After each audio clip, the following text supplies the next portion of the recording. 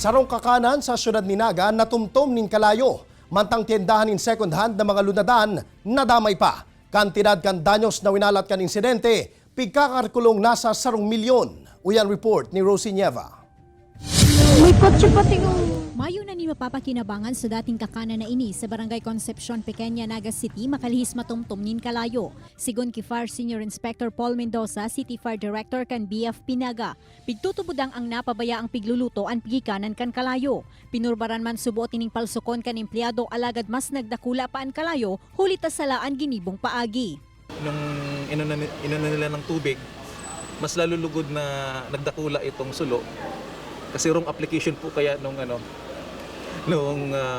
kumbaga yung ginamit na pamamaraan ng pagpatay nung sulo.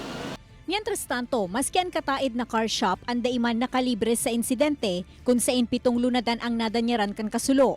Sigun sa may sadiri, preparado man subuot sindang makipag-areglo asin kung daima agi sa urulay, bukas sindang mag-agi sa legal na proseso.